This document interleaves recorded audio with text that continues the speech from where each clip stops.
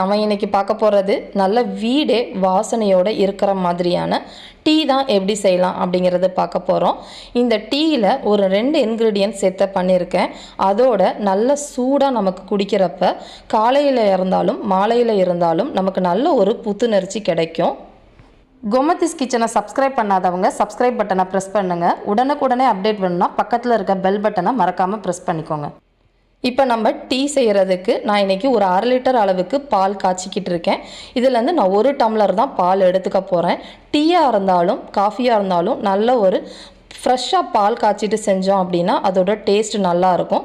இது பால் இந்த சைடு காஞ்சிக்கிட்டு இருக்கப்பே நம்ம டீக்கு தேவையான அந்த மசாலாவை இடித்து ரெடி பண்ணிக்கலாம். இப்போ இதுக்கு இந்த மாதிரி இடிக்கிறதில் ஒரு 3 ஏலக்காய், அதாவது 1 டம்ளர் டீக்கு 3 ஏலக்காய் நான் சேர்த்துருக்கிறேன்.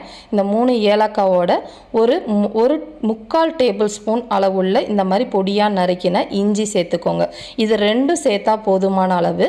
இதை 2ஐயும் சேர்த்து நல்லா இடிச்சிட்டு நல்லா ஒரு விழுது மாதிரி இடிச்சுக்கணும். ஏன்னா ஏலக்காவோட விதை நசுங்கினா தான் நம்ம டீ டிகாஷனில் அதோட ஃப்ளேவர்ஸ் நல்லா இறங்கும். இந்த மாதிரி பவுடர் மசாலா பவுடர் போட்டு நம்ம டீ செய்கிறத விட இந்த மாதிரி ஃப்ரெஷ்ஷாக நம்ம இடிச்சிட்டு டீ போட்டு பாருங்கள், அதோட டீயோட ஃப்ளேவர் நமக்கு நல்ல ஒரு வாசனையோடு இருக்கும். இப்போ இந்த சைடு பால் அடுத்த அடுப்பில் நான் மாற்றி காய்ச்சிக்கிட்டு இருக்கேன்.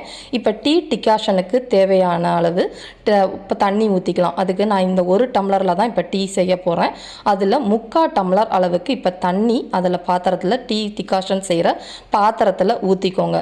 இந்த சூடாகிட்டு இருக்கப்பே 1 டம்ளருக்கு 1 டேபிள் ஸ்பூன் அளவுள்ள டீ பவுடர் எந்த பிராண்டாக இருந்தாலும் பரவாயில்ல 1 டேபிள் ஸ்பூன் அளவுக்கு சேர்த்துக்கோங்க.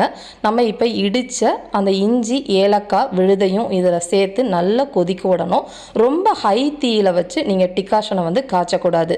அதாவது மீடியம் அல்லாட்டி மீடியம் லோவில் வச்சு அது நல்லா சுண்டி அந்த டீயில் இருக்கிற டிகாஷனும் இறங்கணும். அதே மாதிரி நம்ம ஏலக்காவோட ஃப்ளேவரும் இறங்கணும். இது காய்ச்சிக்கிட்டு இருக்கப்பே ஒரு 1/2 டேபிள் ஸ்பூன் அளவுக்கு சர்க்கரையை இப்பயே சேர்த்துக்கோங்க. இப்போ நீங்கள் இந்த மாதிரி சர்க்கரை சேர்க்கறதோட பெனிஃபிட் என்னன்னு பார்த்தீங்க அப்படின்னா நல்ல நொர ததும்புற மாதிரி ஒரே ஆற்றுலேயே நமக்கு டிகாஷன் ரெடி ஆகிடும், டீயும் ரெடி ஆகிடும். அதுக்காக தான் இது பண்ணுறது. அதுக்கப்புறமா தேவையான அளவு சர்க்கரையை கொஞ்சம் லேட்டாக கூட நீங்கள் சேர்த்துக்கலாம். இப்போ பார்த்தீங்கன்னா ஒரு 5 நிமிஷம் மீடியம் தீயிலேயே அது பாதி அளவுக்கு வர அளவுக்கு நல்லா சுண்ட விட்டுருக்குறேன். நம்ம டிகாஷன் ரெடி ஆகிடுச்சு. இந்த மாதிரி ரெடி ஆனதுக்கு அப்புறமா 1 டம்ளர் அளவுள்ள நம்ம இப்போ காய்ச்சின பாலை சேர்த்துக்கலாம். ரொம்ப முன்னாடியே பாலை சேர்த்துடாதீங்க. டிகாஷன் நல்லா இறங்கினதுக்கு அப்புறமா பாலை சேர்த்துக்கலாம். இப்போ பார்த்தீங்கன்னா எல்லாம் ஊற்றிட்டு கலந்து விட்டுட்டு நல்ல ஒரு 2 கொதி வந்ததுக்கப்புறம் ஆஃப் பண்ணிடலாம். இப்போ நான் ஏற்கனவே 1/2 டேபிள் ஸ்பூன் சர்க்கரை நொர வரதுக்காக சேர்த்துருக்கிறேன். பட் 1/2 டேபிள் ஸ்பூன் இந்த 1 டம்ளர் டீக்கு பத்தாது. நான் கொஞ்சம் மீடியமாக சர்க்கரை போட்டுக்குவேன்.